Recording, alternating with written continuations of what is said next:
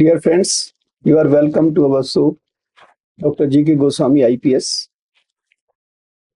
This channel, we are making you aware about various aspects of technology, law, and various other domain of life so that we can be empowered as a citizen. You know that technology is integral part of our life. In last couple of years, the artificial intelligence, drone technology, and various other information technology have completely revolutionized our life right from our home to outside. So today we have very young dynamic technocrat Rahul Singh, born in a very humble background in a village district Maharajganj of Uttar Pradesh. Right from his childhood, he was very keen to learn about technology, and at his class 5th standard, his knowledge of technology, science start flourishing. He has represented his districts at various platforms, and then he was awarded various medals and other things at various young scientist awards and all. Today we are discussing with him the role of drones and other technology, how young minds, particularly young technocrats, can build up their career in technology, particularly in drone. So, Rahul, you are most welcome to this channel. And I would like to ask you that how do you see that for a young technocrat or a young professional or maybe a student who may be studying in say class high school 12th, they should proceed to build up their career in this new technologies? Thank you sir. पहले तो बहुत बहुत धन्यवाद, आपने ये अवसर दिया मुझे बोलने का। और हम जब भी इनोवेशन करते हैं या विकसित भारत विकास की बात करते हैं तो जो हमारे युवा हैं वो जो भी हमारे इनोवेशन कर रहे हैं, हम सर के चैनल के माध्यम से बताना चाहेंगे कि हमारे यहाँ विकसित भारत में जो भी ड्रोन प्रोटोटाइप या ड्रोन का इनोवेशन कर रहे हैं तो स्टार्टअप में, तो सर कई बार क्या होता है कि चैलेंज, जैसे कि हमने आपका बहुत सारा वीडियो दिया कि आप लीगल वे में सारी चीज़ों को बताते हैं, तो कई सारे हमारे युवा साथी हैं कि जो कि ड्रोन पे स्टार्टअप पे काम कर रहे हैं या कि अलग अलग जगह इनोवेशन कर रहे हैं, तो उन्हें आगे और कम समय में ज़्यादा काम करने के लिए आपका मार्गदर्शन कैसे मिलेगा सर? देखिए, मैं तो यहाँ जो हमारा उत्तर प्रदेश सरकार का संस्थान है, Uttar Pradesh state institute of forensic science, जो लखनऊ में एमओसी एयरपोर्ट के पास है, हमारे उत्तर प्रदेश के माननीय मुख्यमंत्री जी योगी आदित्यनाथ जी के मार्गदर्शन में उनका जो एक ये विजन है, उसको फलीभूत करने में ये इंस्टीट्यूट टेक्नोलॉजी को धरातल पे उतारने के लिए लगा हुआ है। और यहाँ पे बच्चे जो यंग हैं वो विभिन्न कोर्स में, जिसमें लॉ के कोर्स हैं, ग्रेजुएशन है, पोस्ट ग्रेजुएशन है, इसी तरीके से बीटेक है, फोरेंसिक साइंस के ग्रेजुएशन पोस्ट ग्रेजुएशन है, वो इसमें एडमिशन ले सकते हैं। तो ये टेक्नोलॉजी का पहलू हुआ।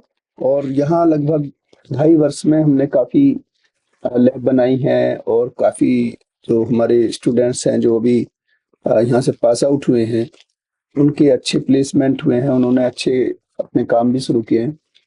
तो मैं आपसे ये पूछना चाहता हूँ कि जो बच्चे अगर स्टार्टअप बनाना चाहे तो वो कैसे स्टार्ट करें और किस तरीके से वो अपने स्वरोजगार को ज्यादा।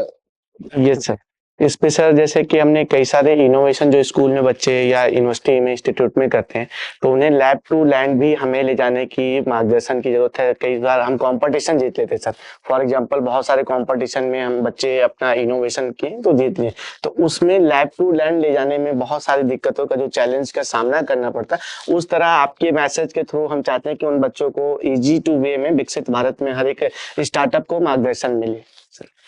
देखिए, जो ये आपका सवाल है राहुल, इसमें अभी हमारा इंस्टीट्यूट ने भी एक UPSIFS फाउंडेशन बनाया है, जहाँ पे अभी जो नए स्टार्टअप हैं उनको इंक्यूबेट करने के लिए हम एनवायरनमेंट देने का प्रयास कर रहे हैं और जल्दी ही ये व्यवस्था अभी शुरू होगी। इसी माह में अभी इसका उद्घाटन भी किया जाएगा। तो जो बच्चे या जो यंग टेक्नोक्रेट हैं या जो ऐसे लोग हैं जो अपना व्यवसाय शुरू करना चाहते हैं विज्ञान से संबंधित, कानून से संबंधित, तो वो हमारे यहाँ संपर्क कर सकते हैं। लेकिन मैं आपसे ये सवाल करना चाहूंगा, चूंकि जो मुझे जानकारी है कि आपने भी अभी बहुत यंग एज में काफी काम करने का प्रयास किया है ड्रोन के क्षेत्र में। तो जो यंग हैं आप, अभी काफी कम उम्र है, तो जब भी कोई ऐसा नया लड़का या यूथ यस कोई अपना काम शुरू करता है तो उसे किस प्रकार के चैलेंज आते हैं?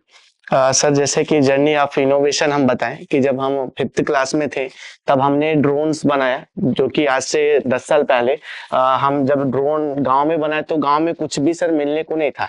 तो कुछ पेपर में, कुछ यूट्यूब से कुछ देख के तो प्रोटोटाइप बनाया। फिर यूपीसीएसटी काउंसिल ऑफ साइंस टेक्नोलॉजी से हमें सपोर्ट मिला। फिर वहां से चैनल है, वो हम कोई भी प्रोटोटाइप बनाते हैं तो हमें प्रमोट करते हैं। फिर वहां पे हम कंपटीशन में NCSA, national children science congress, multiple government of India के, गवर्नमेंट ऑफ स्टेट के एग्जीबिशन होते हैं, उसमें पार्टिसिपेट किए, उसमें भी अवार्ड मिला। तो ऐसे बहुत सारे प्लेटफॉर्म है जो गवर्नमेंट सारे बच्चों को 9 से 12 तक, 6 से 12 तक और बीटेक के बच्चों को, एमटेक के बच्चों को प्लेटफॉर्म देती है।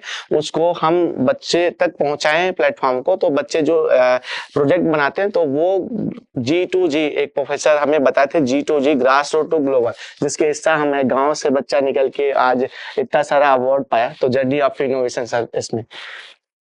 तो यानी कि आपका कहना ये है राहुल कि अगर बच्चे के अंदर विल पावर है यस सर। तो निश्चित रूप से उसको आगे बढ़ने में जो सरकारें हैं यस सर। वो काफी स्कॉलरशिप देती हैं। Yes sir.